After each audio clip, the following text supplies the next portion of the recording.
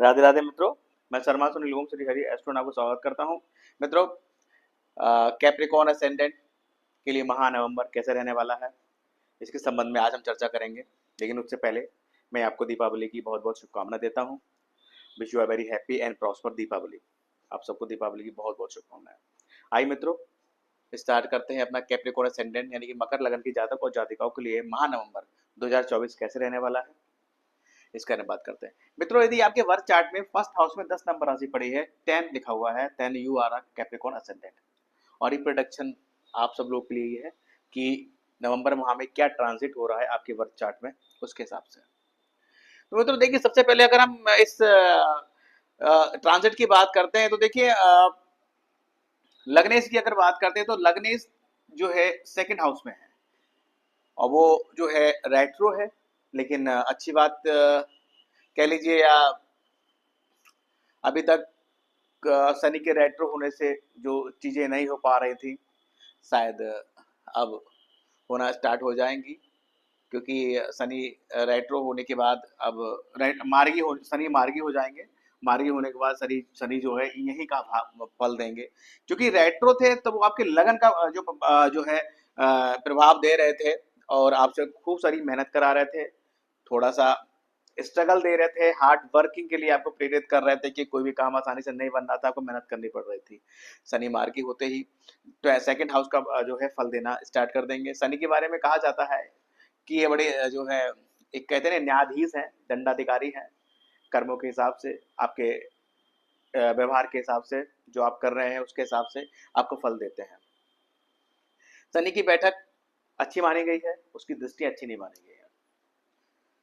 तो इसके अलावा आप बात करते हैं, देखिए उसके बाद जो मेन पॉइंट जो है वो आपके ट्रांजिट में वीनस 12th है। यानी कि जो आपका मेन कारक ग्रह है, यानी कि पंचमेश और जो है आपके दशमेश, यानी कि फिफ्थ लॉर्ड और 10th लॉर्ड, ये आपके जो है 12th हाउस में है। ये 12th हाउस में होने का लिए इंगित ये करता है, देखिए पंचमेश का 12th में जाना कहीं ना कहीं ये इंगित करता है कि अगर आप स्टूडेंट हैं तो अ, अपने क्या कहते हैं एजुकेशन को लेकर या हायर स्टडी के लिए आप कहीं ना कहीं बाहर जा सकते हैं। ये 12th हाउस जो है वो आपको लंबी यात्रा दिखाता है, हवाई यात्रा दिखाता है। तो यही पॉसिबल है कि आप जो है मतलब एयर ट्रेवल करें इस पीरियड में। साथ ही ये भी संभव है कि पढ़ाई के लिए कुछ व्यय करना पड़े। इसके अलावा शुक्र है तो पॉसिबिलिटी ये भी है, जो शुक्र स्त्री कारक हैं। अगर आप मेल हैं तो आपके पत्नी के कारक भी यही है। तो कहीं ना कहीं ये हो सकता है कि पत्नी की कोई डिमांड है, उसको पूरा करने के लिए खर्च करना पड़ सकता है। या फिर पत्नी का थोड़ा स्वास्थ्य नरम रह सकता है, उसमें अस्पताल में खर्चा करना पड़ सकता है। या फिर कोई लग्जरियस गुड आपको खरीदना है, उसके लिए खर्चा करना पड़ सकता है। ये सारी संभावनाएं इससे बनती हैं।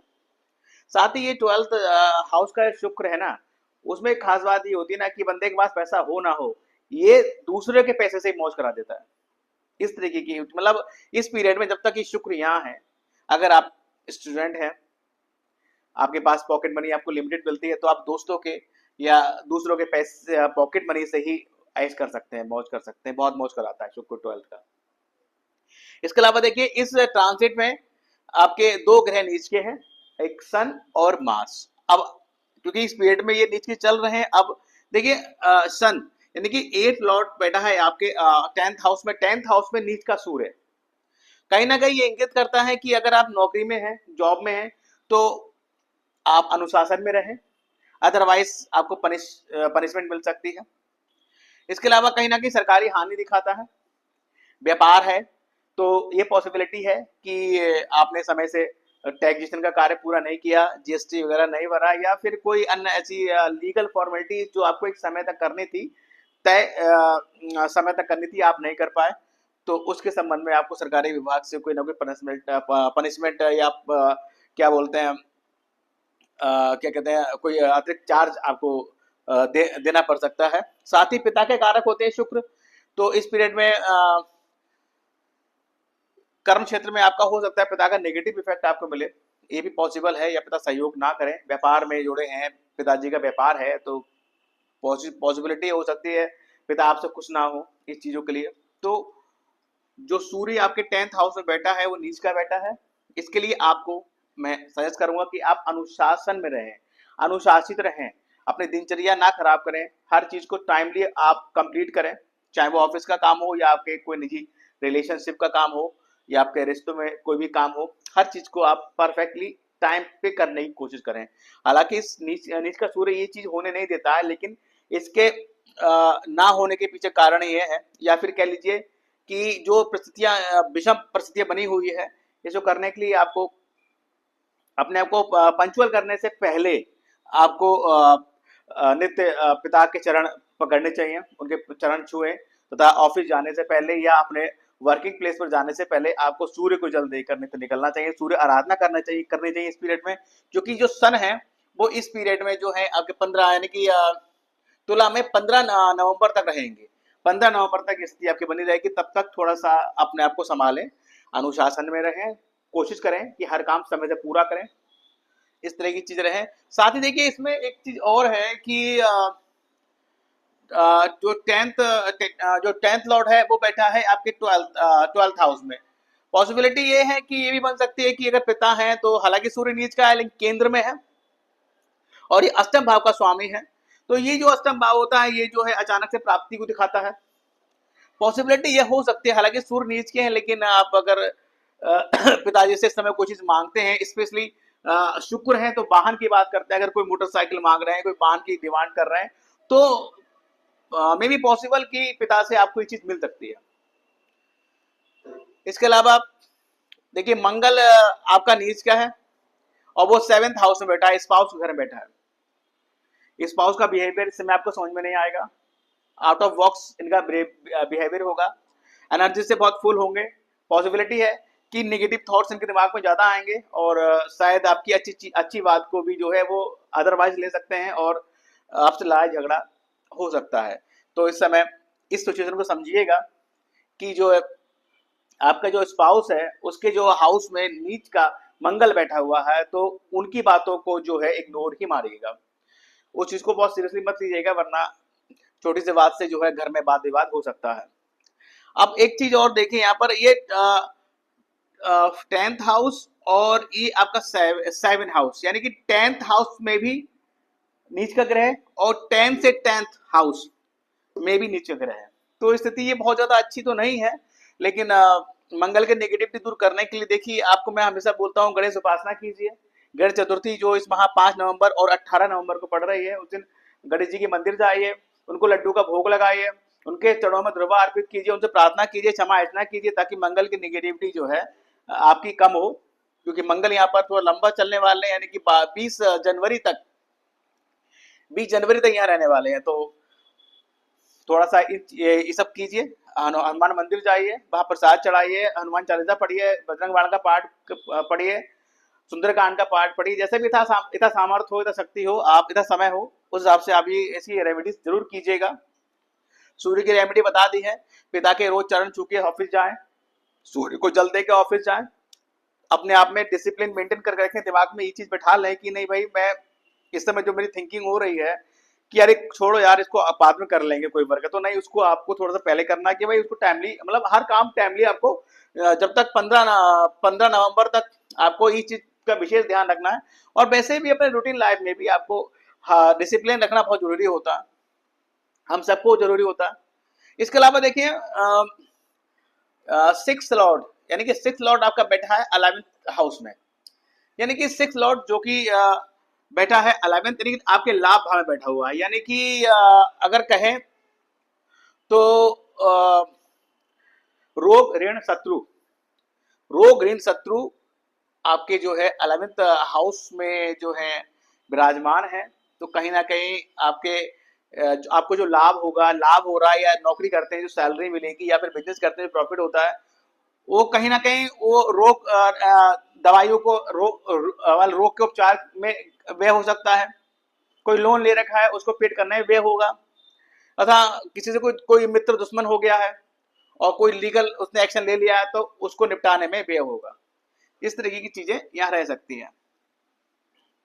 इसके अलावा एक पॉसिबिलिटी ये भी बन रही है कि भाई व्यापार कर रहे हैं, घाटा हो रहा है या प्रॉफिट नहीं हो रहा, थोड़ा थोड़ा पैसे की जरूरत है। आपने क्योंकि 3 नंबर राशि पड़ी हुई है, बुध है, अपनी बुआ से अपनी बहन से कुछ पैसा उधार ले लिया और अपने व्यापार में लगा लिया। ये पॉसिबिलिटी भी यहाँ पर दिख रही है। इसके अलावा देखिए केतु छठे में, केतु जो है 9th हाउस में बैठे हैं, यानी कि भाग भाव में बैठे हैं, तो कहीं ना कहीं केतु आध्यात्मिक होते हैं, अच्छा है। मन अध्यात्म में लगेगा, लेकिन साथ ही ये इस भाव से रिलेटेड आपको डिससेटिस्फेक्शन जरूर देंगे, यानी कि आपको लगेगा कि यार भाग का साथ नहीं मिल रहा है। इस तरह की चीजें पॉसिबल होंगी आपको। तो इसके लिए मैं हमेशा कहता हूँ केतु जिस भाव में बैठता है उस भाव से संबंधित जो भी कार तत्व है, जो भी आपकी प्लानिंग है, उसको आप सीक्रेट रखें, किसी से शेयर ना करें, अन्यथा उसका उतना फायदा नहीं मिल पाता जितना उसको मिलना चाहिए। इसके अलावा देखिए गुरु की बात करें जुपिटर की, तो जुपिटर इस समय रेट्रो है, जो कि 3 फरवरी तक रेट्रो रहेंगे। जुपिटर को आप यहाँ माने, यानी कि 4th हाउस में जुपिटर माने, और 4th हाउस में जुपिटर जब आएगा तो कहीं ना कहीं एक्चुअली जुपिटर जो है वो आपके देखिए 3rd हाउस का और 12th हाउस का जो है आपका मालिक है, और यहाँ से वो कर्म भाव को देखिएगा, कर्म भाव में नीच का सूर्य है, ये भी 12th है। तो कहीं ना कहीं हालांकि गुरु है, इतना ज्यादा खराब तो नहीं करते, लेकिन ना कहीं कुछ समझ थोड़ी रहेगी ताकि आप अपने इन सब चीजों को संभाल सकें। जो 2 ग्रह नीच की जा रहे हैं, इनकी जो नेगेटिविटी है उसको आप हैंडल कर सकते हैं, ये क्षमता तो जरूर देगा। साथ में बे भी देखा, बे देगा आपको यहाँ से, यानी कि यहाँ जब बैठेगा तो ये शुक्र है, यानी कि कोई ना कोई ऐसी ट्रेवलिंग देगा पत्नी के साथ, इसमें आपका व्यय हो सकता है, भाई के साथ ट्रेवलिंग हो सकती है, विदेश जा रहे हैं, एयर ट्रेवल कर सकते हैं, इस तरह के खर्चे भी दे सकता है। इसके अलावा देखिए गुरु और शुक्र का, यानी कि जुपिटर और वीनस का ये अपोजिशन है, यानी कि एक इंटरचेंज, यानी कि एक तरीके से ये एक राज्यों विपरीत राज्यों कह सकते हैं इसको, ये बन रहा है। तो इसमें क्या पॉसिबिलिटी हो सकती है, देखिए इसमें पॉसिबिलिटी ये हो सकती है, और ये इसमें कि भाई भाई को लेकर खर्चा हो सकता है, क्योंकि खर्चा दिखा रहा है, ये पंचम भाव है, तो कहीं ना कहीं ये स्टूडेंट है तो पढ़ाई को लेकर खर्चा हो सकता है। ये 12th हाउस है, कहीं ना कहीं कोई यात्रा कर सकते हैं पत्नी के साथ, उसमें खर्चा हो सकता है। स्टूडेंट है तो जो है अपनी किसी फीमेल फ्रेंड के साथ आप बाहर जा सकते हैं, उसमें खर्चा हो सकता है। खाने पीने के शौकीन है, कहीं रेस्टोरेंट लेके जा सकते हैं, उसमें खर्चा हो सकता है। इस तरीके की चीजें यहाँ दिख रही है, ये इसका इफेक्ट रहेगा।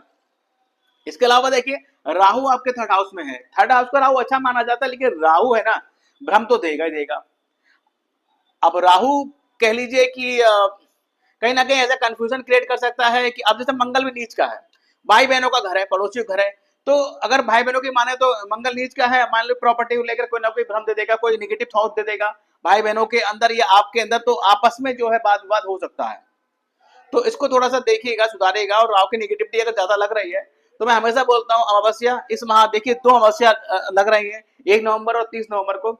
इस दिन सुबह उठिए, सुबह जल्दी उठिए, श्री विष्णु सहस्त्रनाम का पाठ कीजिए, आसपास कहीं कोई नहर है जहाँ जल बह रहा हो वहां पर नारियल प्रवाहित कीजिए। अगर ऐसा पॉसिबल नहीं है तो आप मंदिर में जाकर शक्ति नारियल दान कर सकते हैं। ये काम हम अमावस्यावत विशेष तौर पर करें। साथ ही अगर राहु की नेगेटिविटी अधिक अगर है तो जो है आप प्रत्येक शनिवार को ये काम भी कर सकते हैं, अमावस्या के साथ साथ प्रत्येक शनिवार को भी ये काम आप कर सकते हैं। अब देखिए इसके अलावा आप बात करें, जैसे ये मंगल आपका जो है यहाँ बैठा हुआ है, नीच का बैठा है, 7th हाउस में बैठा है। 7th हाउस देखिए आपका बिजनेस पार्टनरशिप बिजनेस का भी हो सकता है, तो कहीं ना कहीं उसमें भी कोई नुकसान दिखाई दे रहा है। कोई मान लीजिए कंस्ट्रक्शन का कोई काम है या प्रॉपर्टी का कोई काम है, या कोई ऐसी प्रॉपर्टी जो आपने अपने बिजनेस के लिए हायर की है, उसके क्या कहते हैं टेक ओवर संबंधित कोई भी कोई डिस्प्यूट या कोई भी समस्या हो सकती है, इसमें आपका खर्चा या आपकी एनर्जी का व्यय हो सकता है। अब देखिए ये प्रदोष व्रत इस माह 13 नवंबर और 28 नवंबर को है। आपके देखिए 7th हाउस में, जो कि आपके व्यापार का भाव है, आपकी पत्नी का भाव है, इसमें 4 नंबर राशि पड़ी हुई है, यानी कि चंद्र की राशि है। तो एक्चुअली चंद्र की राशि है, तो आपका जो स्पाउस होता है ना, वो बहुत ओवर थिंकर होता है, ओवर सेंसिटिव होता है, अच्छी मेमोरी होती है उसकी, दिल का अच्छा होता है, आंख मूंद कर किसी पर भरोसा कर लेता है, लेकिन वो ओवर थिंकर होता है, जिसके कारण वो जो है अपनी परेशानियों का खुद ही कारण होता है, बहुत कुछ सोचता रहता है, चीजें ना भी चल रही है फिर भी सोचता रहेगा कि ऐसा हो जाएगा ऐसा हो जाएगा, इन सब चीजों को लेकर वो फंसा रहता है।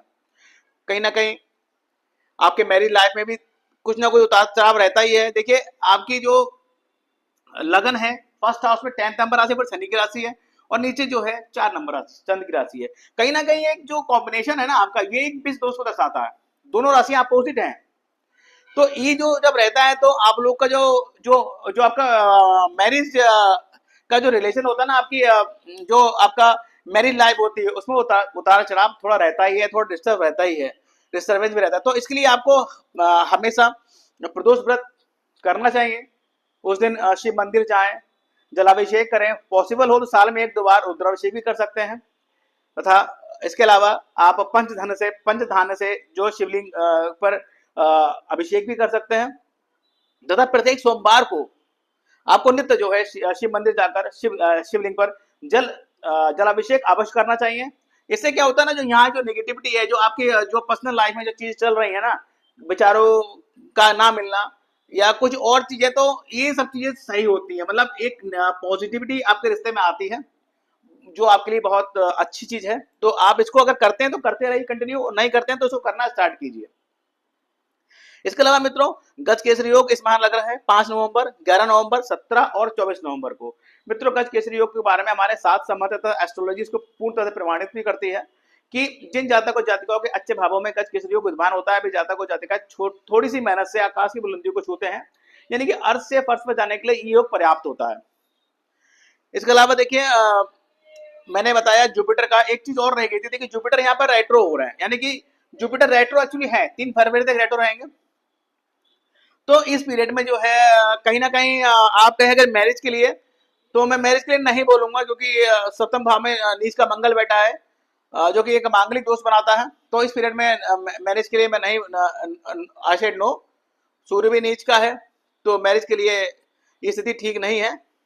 इसके अलावा देखिए, इस माह जो चतुर्मास का समापन हो रहा है, यानी कि 12 नवंबर को देव उठावनी एकादशी से चतुर्मास का जो है समापन माना जाता है कि जो प्रभु शरीर हमारे क्षीर सागर में योग निद्रा में होते हैं, वो इस दिन जो है अपनी योग निद्रा त्याग कर जागृत अवस्था में आते हैं। और इस दिन के बाद से जो है तुलसी विवाह आराम हो जाता है। उसके बाद से हमारे हिंदू धर्म में विवाह के मांगलिक कार्य जो है वे संपन्न होना शुरू हो जाते हैं। अब देखिए, इसके अलावा मैंने कुछ डेट्स नोट डाउन किए हैं। इन डेटों में आप कोई भी महत्वपूर्ण डिसीजन हो, चाहे आपकी पर्सनल लाइफ से रिलेटेड हो या आपके वर्किंग से रिलेटेड हो, प्लीज इन डेटों में कीप द डिसीजन पेंडिंग। हालांकि इन डेट्स में आप उन निर्णय को अपने पेंडिंग रखिएगा। ये डेट देखिए 5 नवंबर, 6 नवंबर, 18 नवंबर, 19 नवंबर, 22 नवंबर, 23 और 24 नवंबर, ये तिथियां हैं। इनको नोट डाउन कर लीजिएगा और तिथि में कोई भी इंपॉर्टेंट डिसीजन ना लीजिएगा। इसके अलावा देखिए, ट्रांजिट में इनकी मार्स और मून का भी जो है एक इंटरचेंज योग बन रहा है। जब जब यहाँ पर चंद्र आएंगे, यानी कि मेष में चंद्र 14-15 में जो है मेष के चंद्र आ जाएंगे, तो यहाँ पर कहीं ना कहीं व्यापार या स्पाउस या सुख भाव का इंटरचेंज है। जब भी दो ग्रह जो होते एक दूसरे की राशि में होते हैं, चाहे वो नेगेटिव उनके लिए प्लेस हो, तो वो जो है एक दूसरे के लिए जो है मतलब बुरा प्रभाव नहीं देते ये, क्योंकि दोनों को मैं तुम्हारे घर में बैठा हूं, तुम मेरे घर में बैठे हो, इस तरह की पोजिशन हो जाती है, तो वो बुरा नहीं करते। तो ऐसी स्थिति में मंगल नीच का है, फिर भी पॉसिबिलिटी है कि कहीं ना कहीं व्यापार के जरिए आप कोई अपना घर खरीद सके, प्रॉपर्टी बना सकते हैं, इस तरह की चीजें हो सकती हैं। या फिर आपका जो स्पाउस है की वजह से आप घर में खुशियां, या आपकी माता से उनका अच्छा कॉम्बिनेशन रह सकता है, ये सब चीजें रह सकती हैं। इसके अलावा देखिए, मून और मार्स का एक इंटरचेंज और मून और मार्स का एक इंटरचेंज और होगा, जो कि जब मून यहाँ आएंगे, जो मून आएंगे ये वृश्चिक में आएंगे। वृश्चिक में जो मून आएंगे वो आएंगे आपके 2 से 4, यानी कि 2 नवंबर, 3 नवंबर और 4 नवंबर। या स्पेशली अगर मैं बात कहूं तो 3 और 4 नवंबर की बात करूं, 2 में तो शाम को वो अपना स्थान ग्रहण करेंगे, लेकिन 3 और 4 का जो पोजीशन होगा वो आपके देखिए सप्तमेश और जो है 11th हाउस, यानी कि सप्तमेश और एकादश यानी कि स्पाउस और लाभेश, बिजनेस और लाभेश, इनका इंटरचेंज होगा। तो इनका इंटरचेंज होगा, अच्छी चीज हो जाएगी ये, क्योंकि इसमें क्या होगा कि कहीं ना कहीं आपके जो प्रॉफिट होगा उसमें पत्नी का इन्वॉल्वमेंट हो सकता है। या कह लीजिए कोई जो मित्र भाव देखता है, मित्र होगा तो कहीं ना कहीं उसका व्यवहार ये कह लीजिए आपकी पत्नी का व्यवहार आपके मित्र कितना हो सकता है, ऐसा फ्रेंडली हो सकती है, आपसे अच्छी से बात कर सकते हैं, इस तरह की चीजें यहाँ होती दिख रही हैं। और सप्तमेश और 11वें का परिवर्तन जो है, अगर मैरिड आप लोग नहीं है तो कहीं ना कहीं ये प्रेम विवाह का योग भी दर्शाता है। इसके अलावा देखिए, जो हमारे कैप्रिकॉन के लिए जो कंपेटेबल जोडिक साइन होते हैं वो देखिए टॉरस, कैंसर, वर्गो और स्कॉर्पियो, यानी कि वृषभ, कर्क, कन्या और जो है वृश्चिक, ये राशियां जो होती हैं ये आपके लिए बड़े ही जो है फायदेमंद राशियां हैं। अगर आपके मित्र मंडली में या आपके टच में ऐसे लोग हैं जिनके बारे में आप जानते हैं ये टॉरस है, ये कैंसर है, ये वर्गो या स्कॉर्पियो है, तो उनसे कभी भी मन मुटाव ना कीजिए, क्योंकि वो लोग जो आपको निर्णय देंगे, वो लोग जो आपको राय देंगे, उससे आपको फायदा ही होगा, नुकसान कभी नहीं होगा। इस तरीके के लोग होते हैं और आपके लिए बड़े भाग्यशाली हैं। ऐसे लोग आपके घर पे जब आते हैं ना तो आपका भाग्य खुलता है। इस तरीके के, तो इस चीजों को भी ध्यान में रखिएगा। इसके अलावा देखिए मैंने अभी आपको कैप्रिकॉन के बारे में नहीं बताया। एक्चुअली कैप्रिकॉन की विशेषताएं या क्या शख्सियत होते हैं ये कैप्रिकॉन, इनके जो ऑनर होते हैं वो सैटर्न होते हैं। सैटर्न मीन्स जब सैटर्न आ गया तो उसमें आ गया आपके अच्छे व्यवहार, अच्छे कर्म और हार्ड वर्क, कड़ी मेहनत। तो सैटर्न है, कड़ी मेहनत देंगे। साथ ही मैंने हम इसको जो है 3 चीजों से जो है डिफाइन करते हैं। मैं ट्रिपल सी के नाम से इसको कहता हूं कि कंस्ट्रक्टिव, कॉन्फिडेंट और कॉन्शियस।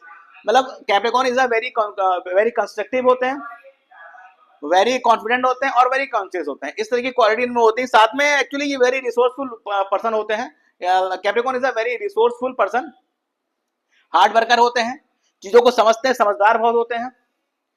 बस थोड़ी सी अपनी पर्सनल अपीयरेंस के प्रति जो है ये अवेयर नहीं होते हैं।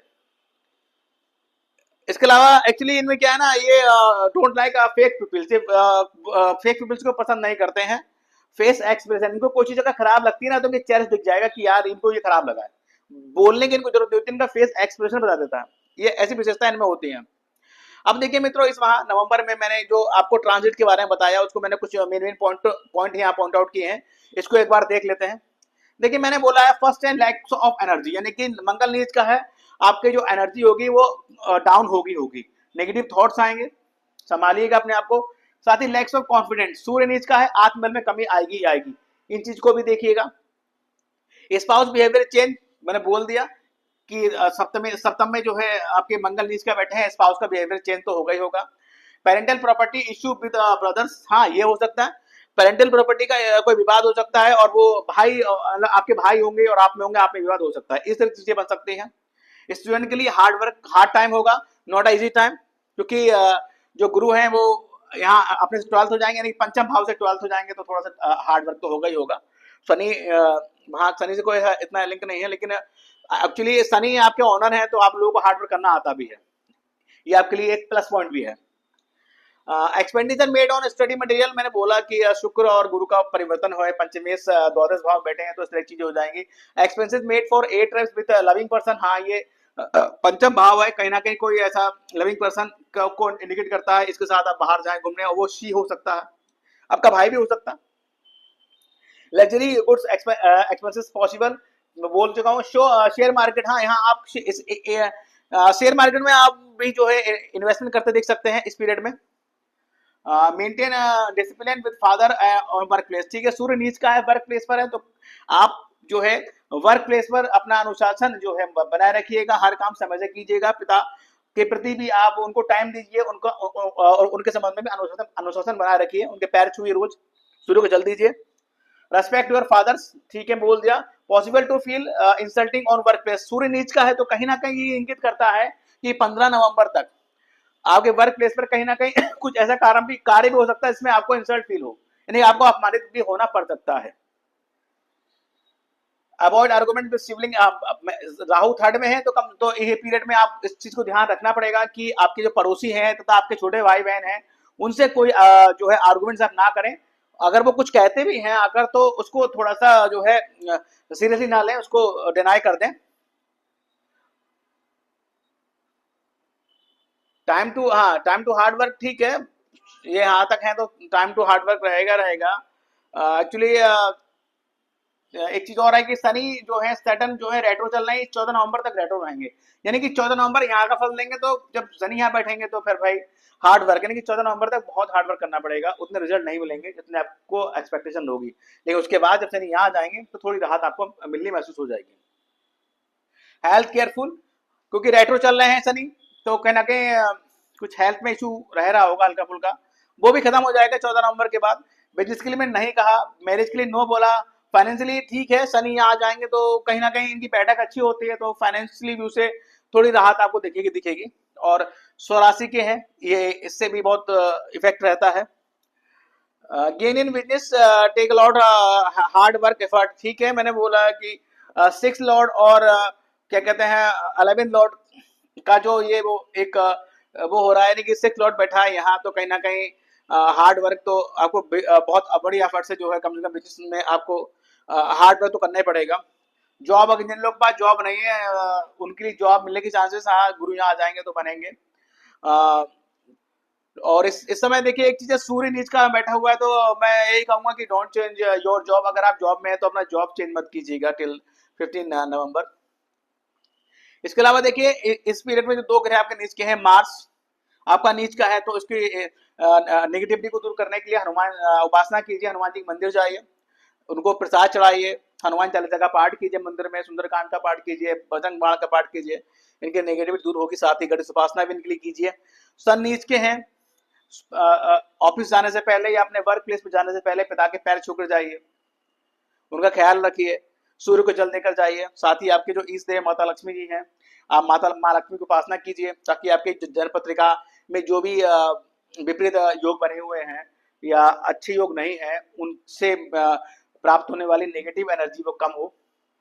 साथ ही अगर आप बात करें आपके स्टोन की, तो देखिए आपके लिए जो है, क्योंकि वीनस आपके लिए कारक ग्रह है, तो आपके लिए जो है डायमंड की रिंग आप अपने फिंगर में अगर पहनते हैं तो वो आपके लिए बहुत जो है प्रोग्रेस देती है, बहुत अच्छी मानी गई है। लेकिन कोई भी स्टोन पहनने से पहले आपको अपनी जन्म पत्रिका का एक बार विश्लेषण अवश्य करा लेना चाहिए, क्योंकि जन्म पत्रिका का विश्लेषण से हमें ये ज्ञात होगा कि हमें हमारे लिए हमारी असेंडेंट के लिए डायमंड रिंग तो अच्छी है, लेकिन क्या वो हम पहन सकते हैं? नहीं, क्योंकि डिपेंड करता है कि वीनस का जो प्लेसमेंट है आपकी जन्म पत्रिका में किन अच्छे स्थानों में है अथवा नहीं है। अच्छे स्थानों में होगा तब तो उसको आप पहनिएगा, अच्छे स्थानों में आपका वीनस है, डिग्री वाइज कम है, तो उसकी पावर इससे बढ़ेगी और ग्रोथ और देगा। अगर वो 6, 8, 12 में बैठा हुआ है तो अगर आप स्टोन पहनेंगे तो नेगेटिव इफेक्ट देगा।